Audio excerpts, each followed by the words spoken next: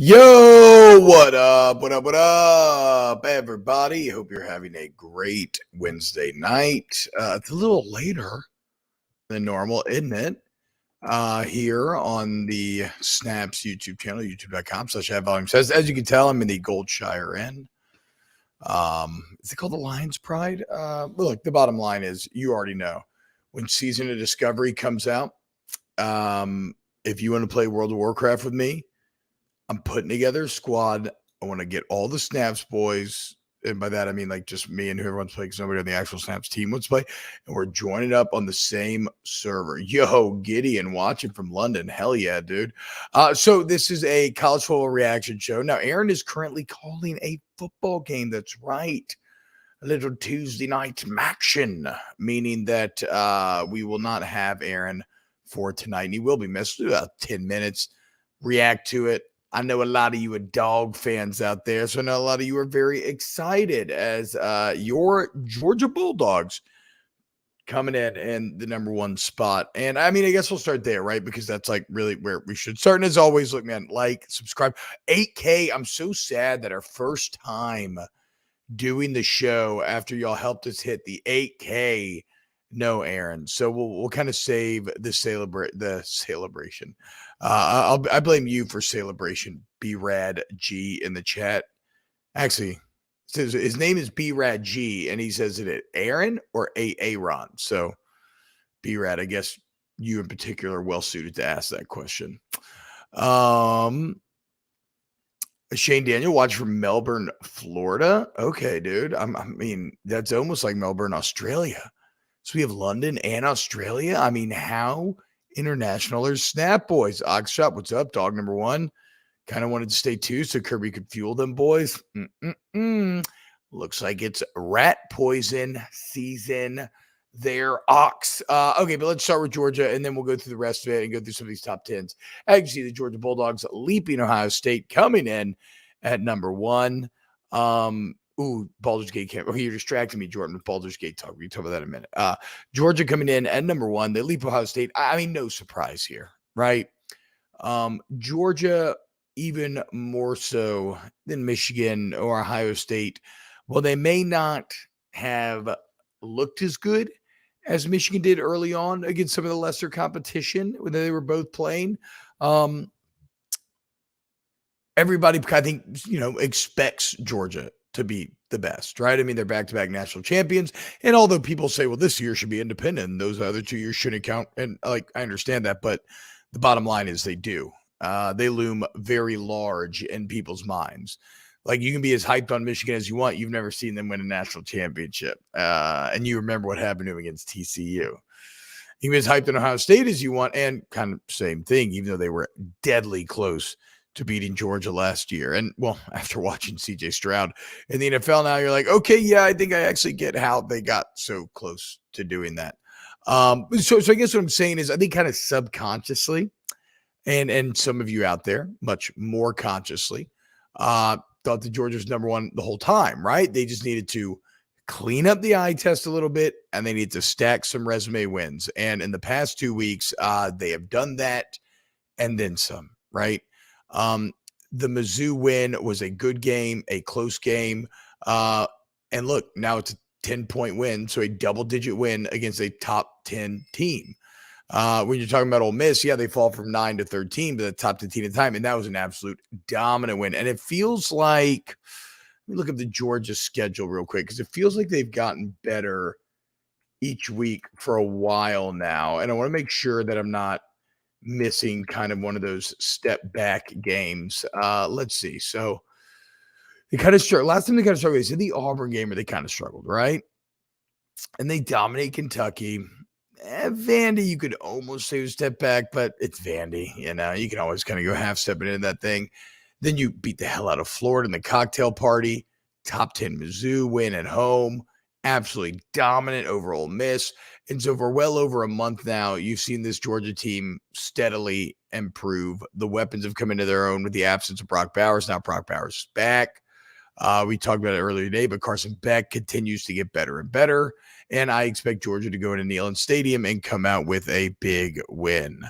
So Georgia, deservedly, in my opinion, number one. And now the pressure's on them to hold serve, you know. I'll give you a couple comments before I move on to the other teams. Yeah, Ox says we rolling now, looking like we thought they would in week one. Well, yeah, I mean, look, maybe that's how a lot of people thought. I thought Georgia, I didn't know what Carson Beck was going to be. And at first I was kind of like, see, I told you, I don't know if he's that guy, but Carson Beck is actually convincing me that he may indeed be that guy. But let's be clear about this. What I said about Georgia from the beginning of the season remains true. We said all offseason, we expect Georgia to roll through the regular season, win the SEC championship. I just want to see if Monken and Bennett can get it across, if Bobo and Beck can get it across the finish line the same way Monken and Bennett did. Because it feels like Monken and Bennett were the key to, and maybe you could say that Monken was the final piece, but either way, I felt like those two were the key to finally getting, the full national championship good. I think Beck's capable, but we will see.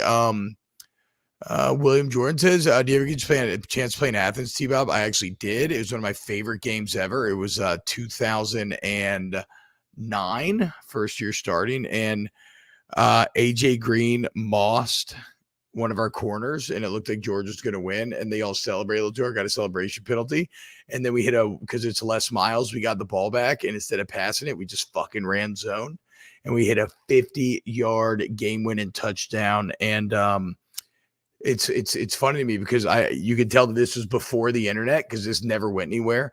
But after we won, I walked around the stadium just flipping double birds to the entire stadium and the student section and everything. Didn't get anywhere on the internet though. Didn't get any trouble. So yeah, I was hyped. Look, I grew up in Georgia, dude. I used to go to Athens all the time. I needed that thing. My daughter is all-star soccer the day of the SC championship game. Pour one out for Ox, boys. Jonathan Bernstein, T-Bob in 2 weeks, when the dust settles, what's your top four teams? I do think Florida State's going to finish out this undefeated fight. So I'm going to put them at 4. Ohio State, Michigan, like I agree with Michigan staying at 3 because as I said Saturday, Ohio State has a better resume. And what I saw eye test wise out of Michigan made them against Penn State, made them feel much more equal, in my opinion. And so I'm willing to reward Ohio State's slightly better resume. In terms of who wins that game, I think Michigan being at home is too much, along with Kyle McCord not being dynamic enough. So I would say in 2 weeks, I think Florida, Michigan. I do think Georgia wins the SEC championship. And I think my brain is saying Oregon, but my heart is still riding with Washington. So we will see if that ends up happening. Gideon Umana says SEC champion will make the playoff for sure. So the one scenario in which that becomes interesting is one where you have a undefeated Big Ten champion or whatever. You have Ohio State or Michigan out of the Big Ten, right? You have Florida State in because they're undefeated. And you have one of the Pac-12 teams in. Let's say undefeated Washington, so it's the strongest possible candidate. Then let's say Alabama beats Georgia in the SEC championship. Well, unfortunately, that probably would mean Georgia was out. And let's say then you have a one-loss Big 12 Texas against one-loss SEC champion Alabama. Texas beat Alabama. But of course, that's also actually the best loss in the entire deal, right? So that's when the SEC champion could potentially get left out. But if Alabama's sitting there, one loss SEC champ, I don't care if Texas beat them head to head. You could already hear Kirk Herbstreit starting to kind of lay the groundwork tonight, and the others responding very well to it. They would jump Georgia over Texas regardless of the head-to-head. T-Bob's former player of Michigan or FSU scare you more? I mean, Michigan, I think they're a more complete overall team, more physical. A little more consistent. FSU's probably more dangerous if everybody comes correct, but they've just been a little more up and down this season, I would say. I continue to think Washington should be 4. I don't get it. You beat Utah. Florida State continues to play no one. I don't know what the deal is. In fact, Washington has a resume that's like much more on par with that of Ohio State than anybody else's, arguably even better. So, but I don't really care because if you're 5, you're in the top 4 because Ohio State and Michigan are going to knock one or the other out, right? Like one of those teams loses one, they don't get back in. Um, Oregon 6 still feels interesting as well. I mean, I really think you could argue Texas and Alabama over Oregon. But then again, it's like, I mean, I understand it because the playoff committee already had them there, and you're not going to drop them after beating USC. But what has Oregon really done? Beat a pretty flawed Utah team. Now, they beat the hell out of him, but like that's what they're hanging their hat on. Their one time they got tested, they did lose. So we'll see. Georgia voices, that's crap. Georgia here to lose a game and get in. The cheaters need to be at 5 no matter what.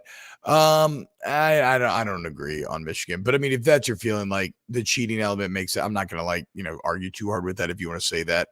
I think a one-loss Georgia, if Georgia lost in the SEC championship, their resume did get strong enough where if chaos hit, they could get back in, but it would take chaos for sure.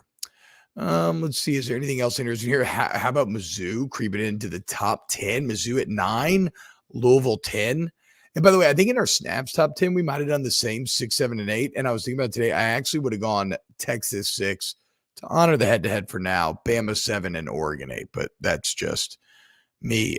Tennessee coming in at 18. Bo Sickle still says the committee continues to believe in Joe Milton for some strange reason. I think they believe in Tennessee's line play. Tennessee's very good on the offensive and defensive line, so that's got to be part of it. Justin Major, what if the winner of OSU Michigan loses in the Big Ten championship? Then the Big Ten could be left out entirely. That would be hilarious. But a one-loss loser who lost to a really good, oh God, no, then that's actually, whoa, you just kind of blew my mind there, bro. Because that's actually the same exact thing as what we're talking about with the Alabama-Georgia thing, because the one-loss team that didn't play in the championship would have lost to the team that did lose to a bad team in the championship. So I have no idea. My brain, it's too late. It's too late for that. B-Red says I can't wait for next year's playoff madness. Yeah, I agree. Locke Hesse with Georgia fans rather be playing LSU in the SC championship. Of course you would. LSU's an infinitely more flawed team than Alabama. That's why they have 3 losses, right? And they're not there. How do you feel about Washington being underdogs this weekend? Are they really? Hold on. Is that true? Wow, going into Corvallis. I mean, Oregon State is good. John Smith got to be a sneaky candidate for all these jobs, especially considering that, who knows what Oregon State's future holds. I mean, I'll still ride with Washington because I feel like people keep bailing on them, but that first half defensively was pretty sketchy last week. They got it together, but even then they made a lot of mistakes. No, Cam Shull. Murray is not dancing in the mailbox at the end. He's actually ERPing upstairs. He's a married man now. So, he can't just go hook up with random people in real life. So he just ERPs on our RP server on WoW the entire time. He's actually gotten quite good at it. We've done it a couple times, and I don't know. I enjoyed it. It wasn't bad. So, I mean, I don't know, guys. I think I hit on everything. I mean, do y'all have any other takes? Locke Hesse was a bartender in Athens. LSU was my favorite away visiting team. Hell yeah, dude. Hell yeah. We like to drink. Not hating, but I feel like you're in Bilbo's Hobbit hole. Well, first off, that would not be hating at all. That would literally be my dream come true and the happiest day of my entire life. But this is the gold chair in from World of Warcraft, and it's fantastic. T-Bob, I was hoping you go to UGA. Did Rick ever recruit you? Yeah, UGA was going to be my second choice. I grew up in Georgia. I loved Athens. I had a bunch of high school teammates that went there, but my roots are in Louisiana, and my family raised me diehard LSU. So I was always going to go to LSU, but I got nothing but love for Athens. If the 12-team player in this year, how many double-digit seeds could get a win? Any? I mean, yeah, for sure, dude. Like, I think plenty could. I mean, especially if you just think about this year, like nobody looks. I mean, Georgia's I mean, look, the big 3 still kind of feel like the big 3, but they're even maybe a less powerful big 3. It doesn't feel like there's a runaway run, even if we think Georgia's trending in that direction. Yeah, Oregon State would absolutely be capable of catching somebody. Penn State, yeah, maybe. And then we'd be looking at Tulane in as the group of 5 team, second year in a row that Tulane would get in. All right. Well, that'll do it. Thank y'all. Look, I'm so bummed that Aaron couldn't be here, but we'll really celebrate tomorrow. Thank you so much for helping us hit 8K. Our goal is to get to 10K by the national championship. Okay. So we got a few weeks left. So please, please, please, if you enjoy the show, great ways to help us out. Hit the like button, subscribe, tell your friends about it. T-Bob, what was OBJ like at LSU? He was one of the hardest workers I've ever seen in my entire life. Him and Jarvis Landry would definitely, they would party hard. They'd have a good time. We all did, but they would also work their ass off. Big time. Who at the Owls at night, soar at the Eagles during the day, constant extra work, constant jugs machines, just never stops. Ryan Smith says, F that, 10K by Christmas. I would love that. I would love that. So road to 8K. Thank you so much. What up, B-Bean? Thank you all so much. Thank you, Troy. We love you. FSU best defense in the top 4? No, that would be Georgia or Michigan. But I mean, I love all those top 4 defenses. Imagine that, right? That's why they're in the top 4. Yeah. I mean, really, who's the overwhelming offense this year in the top 4? I guess Georgia would be the close thing to it because McCord's flawed. We also what Michigan did last week. Jordan Travis and Keon Coleman and company can get it going, but they don't get it as consistently as one. They need to be better on first and second down. Washington's a great offense. Washington would be the one that's more offensive minded, but even Oregon's like pretty defensive in nature. So, what am I playing good cop on, Johnny? I'm not. Look. I want you to be clear. I am not being nice to Georgia to appease anybody or anything like that. Okay. I am being honest. There's, Ben Franklin talked about this. I love Walter Isaacson's biographies. And in the Ben Franklin one, Franklin basically talks about, look, man, I don't want to ever be the person that if presented with new information is unwilling to change my opinion because of what it once was. And on some respects, my opinion does remain unchanged, right? Like the bottom line is that for all the good that Beck and Georgia have done, Beck and Bobo are only going to be judged, and this is not fair, but it is reality. They're only going to be judged by can they push across the finish line. And all I'm saying is before the year, I felt pretty sure, no, they would not be able to. It's just too hard. But now, through a lack of other teams maybe looking as just clearly dominant as I thought, and Georgia looking better and better, in right direction, and their past history with Kirby Smart these past 2 years, all I'm saying is that, their threshold of success or failure remains the same.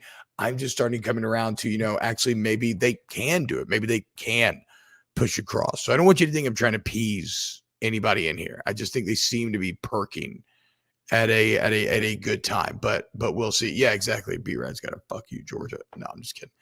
All right. Well, thank you so much.